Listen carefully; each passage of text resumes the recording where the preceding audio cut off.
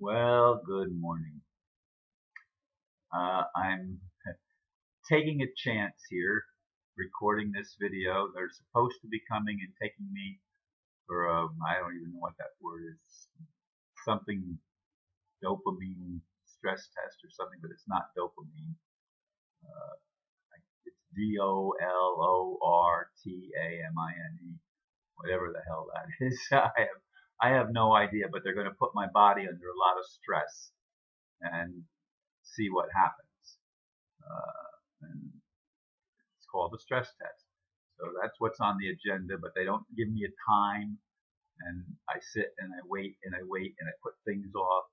And then I run out of time at the end of the day. And last night I ran into the situation where I had the thing recorded, and almost 3 hours later, I still couldn't get my recording up on YouTube. I finally got it up this morning because working in the hospital on the computer, there's all sorts of glitches. It's not anything like working at home on my computer. Things take longer, things don't go through, and that's just simply the reality of being in the hospital, I guess. They do not have a good system for doing what I normally do every day. So it's frustrating for me, but I do the best that I can. And anyway, I'm going to talk a little bit today about some of the things that are going on. Specifically, it appears to me that there's a reluctance on the part of the doctors and the staff to actually provide the operation that's supposed to correct the things that were not corrected, have not been corrected, and actually have deteriorated from the original operation, which was 12 and a half years ago. So I'm sitting here, I'm on my second week in the hospital. I don't have any clue exactly how long they plan to keep me. They have not. I thought they had a date set for earlier in the week on Tuesday. That's today, I guess. Is that today? I think so. And it isn't going to happen today, or probably not even this week, as far as I know. And I am getting stronger day by day. More energy. Lots of things are feeling better, but my heart is still only at about what was it? I'm thinking 18%, but I'm not sure that that's the right number. But it's much less percentage efficiency than what it should be. It should be at least 50% efficiency. It's never, by the way, the best conditions are not 100%. They're like 70 something percent maybe, or some number like that. The heart never operates at total efficiency. I didn't know that, but that seems to be what I'm picking up. Lots of things have improved. I no longer have a problem in my brain. They are able to do tests on my heart and stuff that they had to stop doing when they recognized that there were problems there in my brain that needed to correct before they could possibly continue with anything with my heart. My heart is stabilized in atrial fibrillation. It occasionally has gone into some other thing that I don't remember the name of it. So there are complications that do set in. There's very, very much irregularities going on in my heart, and there's confusion on the part of the hospital staff. That I think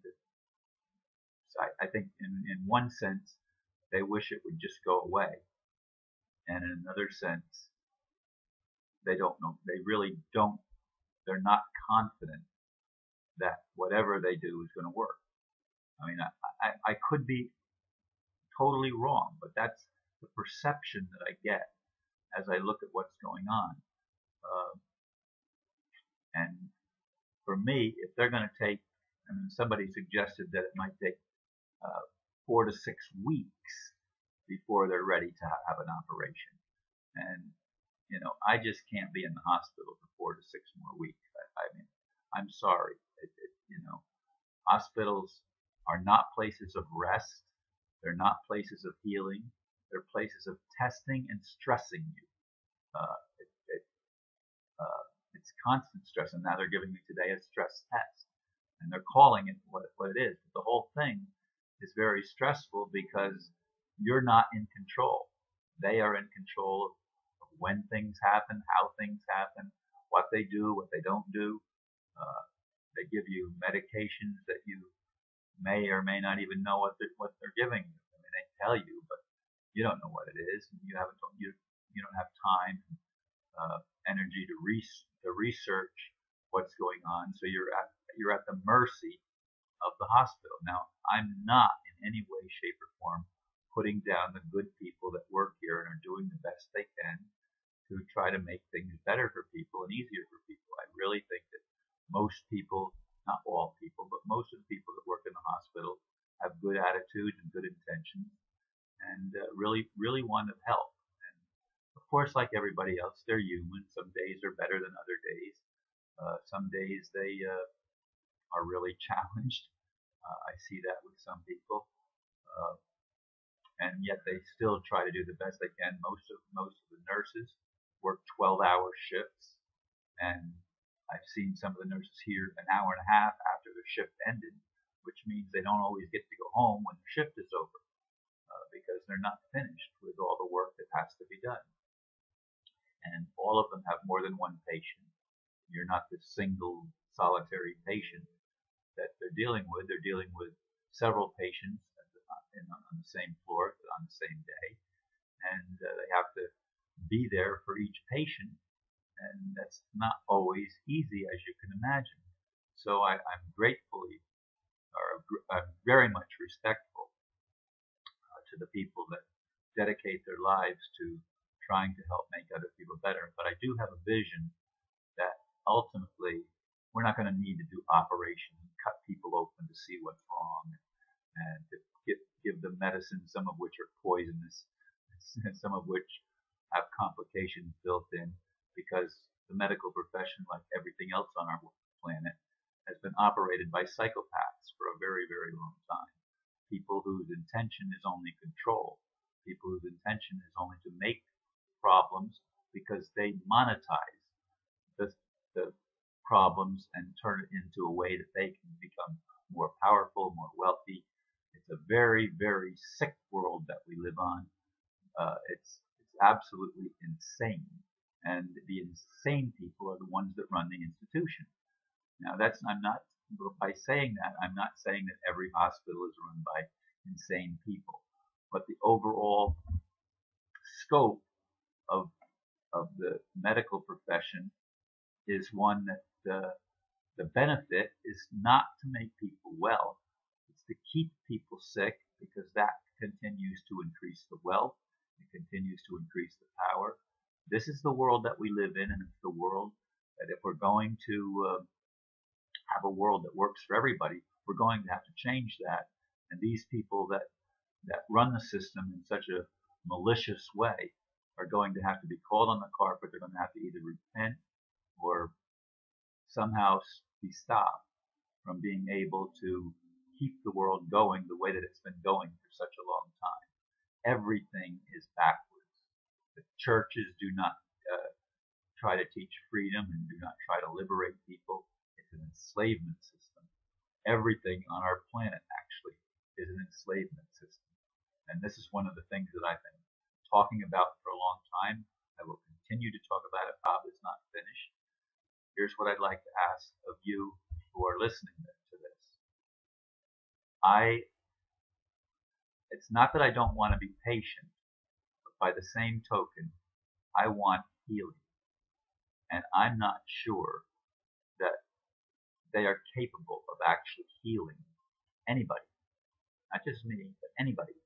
Because the system itself has a monetary investment in making sure that people keep coming back for more. And if we got well, we wouldn't have to come back for more, would we?